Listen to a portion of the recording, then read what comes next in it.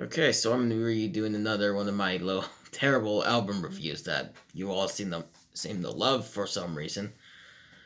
So I'm reviewing um the album If by Mindless Indulgence. So anyway, so this album was released back in 2008. This album is mostly like an industrial rock and slash synth punk album with a couple of dance punk and electro clash elements as well as also like in my opinion, like sass elements, which if you don't know what sass is, it's like sort of like post hardcore or like metalcore with feel like either like dance punk elements or like just very sassy sounding vocals and stuff like that. I don't know. There's multiple different versions of the genre, so yeah. Anyways, yeah, this album is has a very catchy, groovy sound to it. Yeah. Um, yeah. Yeah, what else could I say about it? It's a very funny album. I mean, there's some. I mean, I don't really laugh when I listen to the songs on here, but a lot of the songs are kind of funny. Although there are some pretty bad songs on here as well, which I can't deny.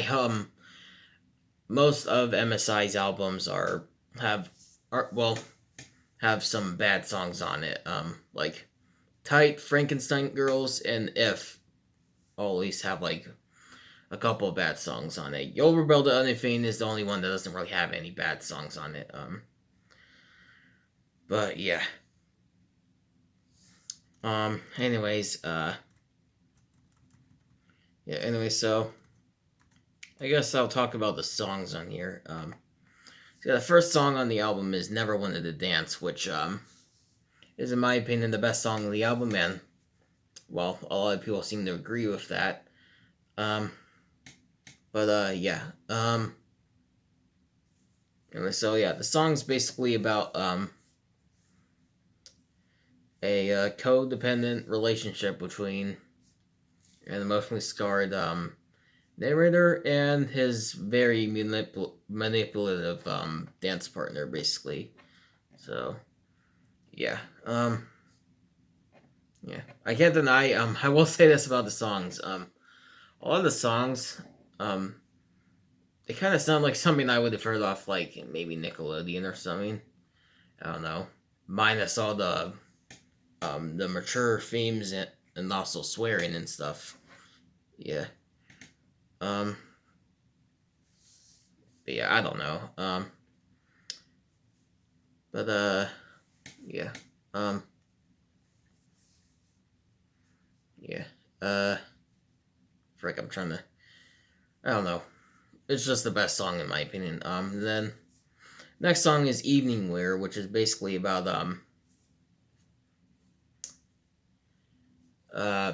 about like how fashion is just basically an expression of who you are. Um.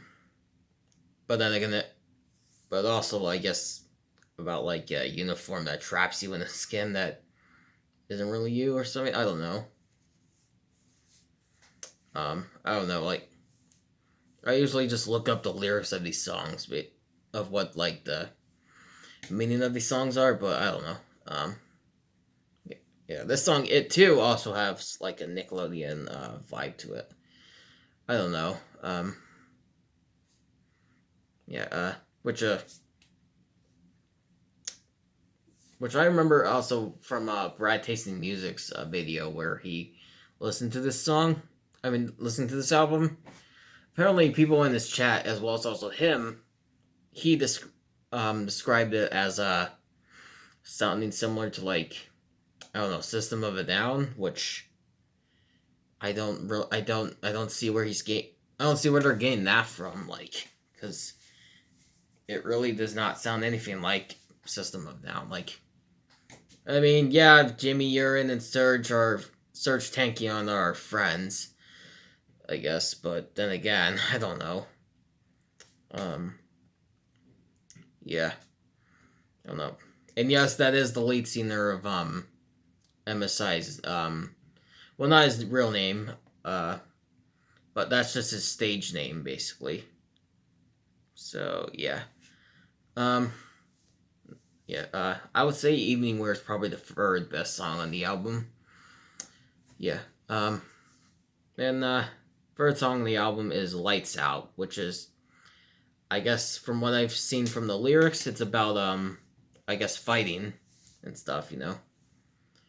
And yeah. Um and there's actually a lot of similarities to the song's chorus um kind of sounds a lot like the Fanboy and Chum Chum theme song, which is actually a Nickelodeon show, so maybe that's where I am getting these vibes from it. But yeah, I've never seen the show before. I just know it from Brad Tasting Music, so yeah. But yeah, I've never seen the show. Yeah. Um, yeah. Anyways, and the fourth song is called Prescription, which is basically about drug addiction and is it's honestly kind of close to being pop punk, but not quite there. I don't know, but I don't know, it's kind of close to it, but yeah, I don't know. Anyways, the next song on the album is Issues, which is about sex, basically, of course. Um, yeah, this song is not good. I will say that this song is bad, and it's probably the worst song on the album. It's basically it's not good. It's a 1 out of 10 in my opinion. Yeah, the song just sounds like a really crappy, like very cringy, like electroclash song. Which and you know I'm not a huge fan of overly sexual lyrics and stuff. Which then again, I listen to Crunkcore and lots of the lyrics on that stuff is very sexualized and stuff. But yeah, yeah. Then again, I don't like blood on the dance floor at least. So yeah, I don't know. But yeah, this song is just yeah. And Jimmy Urin's vocals are also pretty bad on this one too, and the lyrics are just like why? Yeah, it's not good. It's terrible. Yeah. And then next song is Get It Up, which is about I guess erectile dysfunction. I don't really know what that is, but apparently the song's about that. And yeah, I don't know. I don't know. I guess it's about like you know, the I guess the I don't know. I guess about gosh dang it. I don't know. I guess it's about not being able to get a you know what. I'm not gonna. I don't like. I like to have a clean mouth. Okay, so yeah. Um, but yeah, it's about that basically. This song is also terrible as well. It's better than Issues, and it's actually kind of catchy, but it's not good. It's terrible as well. It's like a 3 out of 10 in my opinion. So yeah. Anyways, next song on the album is Revenge, which from what I've gathered is about basically just like being an outcast and getting revenge on I guess a bully and stuff like that by blackmailing them and stuff like that. So yeah. Um. Yeah. Um. And yeah. Yeah. I don't know. I'm trying to think of what else to say about the song. Yeah. It's also catchy. I mean, lots of the songs on here are fun at least, and yeah. Anyways, next song is Animal, which I think is also about sex. I tried to look up like how it in what way like I mean obviously it's in a different way than issues is, but I don't know. Um, but yeah, this is kind of where it starts to get very into like the whole like sass genre, in my opinion. Well, then again, Never Won the Dance kind of has elements of that, but yeah. Then again, I'm kind of thinking Prescription also has it some elements too, but I don't know. Yeah. Then the song Mastermind is basically about like very heinous crimes, specifically like shootings, and it also makes a lot of references to the whole Columbine shooting, which yeah, nice top. Yeah, what a nice topic for a song. I do hate to say it, but this song is actually pretty good. But I don't know. I would kind of prefer if it wasn't about that, but then again, I don't know. Yeah. In fact, I actually voted Crunkcore at one point on the song because of the screams, but then I basically voted against it because after thinking after giving it a second thought, and stuff like that. Yeah, I don't know. I do think MSI is kind of like I don't think they're a crunkcore group, but I do think that they are definitely like an influence to the genre because there's a lot of the elements that was in like a lot of crunkcore stuff is kind of derives from like what MSI has done, and yeah, um, I don't really hear them being talked about as like an influence on the genre as much, except for one person's video that they made. I think about the genre. So yeah. Um. Anyways. Yeah. Anyways, the song on it is kind of uh is well on it is about uh I don't know how to describe it, but well I don't want to say the actual word because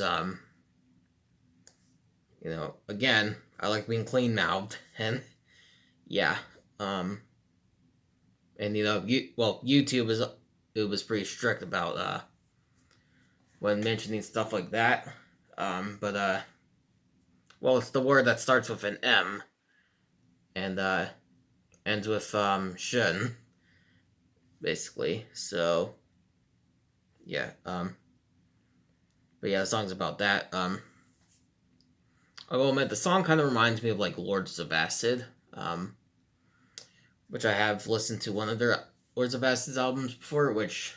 Again, me being the kind of person who's not into overly sexual lyrics, didn't really find it. Didn't really think it was too good, but but it was in that it was enjoyable. It was tolerable and stuff like that. So yeah,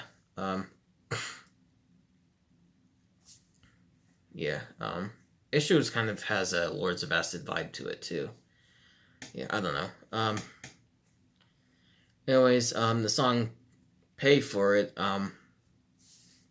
From what I've seen on Reddit, someone on Reddit said that the song is about basically a musician who wants to be a teen idol so he can earn for a living. Which I mean, this kind of just is a very silly concept for a song. Um, yeah. But yeah, song's good. Anyways, I don't know. Maybe I should have like listened to the songs again beforehand. I don't know. Then again, I'm pretty sure I did that for one album, but again, it didn't turn out any better than this. So yeah. Um. Anyway, so yeah. The song "Do" is basically about feeling left out, neglected, or disrespected and stuff like that. It's yeah, a little more different than your traditional MSI song, basically. So yeah. Anyway, so yeah, the song "Money" is about making money. Basically, that's basically what it is. Obviously, um, then the song "Bomb This Track" is basically about, I guess, from what I've seen from the lyrics, and I think someone also on Song Meanings has also said this. It's about the celebrity lifestyle and stuff like that. And yeah, um, this is also not a good song. It's also bad as well. The lyrics are just cringy as crap, and yeah, yeah. There's also a very there's also a lyric on the song that is also just like very cringe. Yeah, um, yeah. It doesn't really make Jimmy Urine look any better because, yeah, for reference, Jimmy Urine was actually outed as an SO, if any of y'all know what that means. Um, let me see if I can find it. I'm pretty sure it's on this one. Oh yeah, yep, I found it. All my little girls, everybody gets my, yeah, yeah. What? Yeah, yeah. Great lyric, brother. Yeah. Um. Anyways. Yeah, and then last song on the album is Mark David Chapman, which is basically a song about the guy who killed John Lennon, basically. Well, or at least it references him. Um, and I guess song uses it as a reference to to suggest that I don't know, copycat wannabe bands only make music for the money. I guess need to be killed. I guess I don't know. So yeah, I don't know. That's just what I found from Genius. But overall, this album, I don't think this album is bad. I actually kind of like this album a lot. I used to actually think this album was like a 10. But after thinking about it, because the bad songs on here, there's 3 bad songs on this album and 1 mid song. That being Issues, Get It Up, Bomb This Track, and then Mark David Chapman. Yeah. And so I basically downgraded my score to a 9 because of that. So, yeah, if it wasn't for those songs, this album could have been a 10, but yeah. Anyways, yeah, I don't know. I think I also did vote Crunkcore on, I think, Bomb This Track, because, again, the screams. So, yeah. I don't know. I wish I could give greater detail on these songs, than I actually do and stuff, but, I'm not that great. I'm not the best music reviewer, so, yeah. Um, yeah, overall, I would recommend giving this album a try if you're one of the people who can, separate art from artist, or, if you just don't care anyways, you're only in it for the music, like I am and stuff. Yeah, because me personally, a member of the group's actions shouldn't affect whether or not you like them and stuff. Whether or not you like a band should be based off their sound, basically. So yeah, overall, I give this album a 9 out of 10. Worst songs, the best songs in here would be "Never Want to Dance," "Lights Out," and "Evening Wear." And then the worst songs would be "Issues," "Get It Up," and "Bomb This Track." So yeah. Anyway, so I hope you all enjoyed, and even though this review really sucked in my opinion, hope you all enjoyed it anyway. So yeah. Anyways, I'll see you all next time.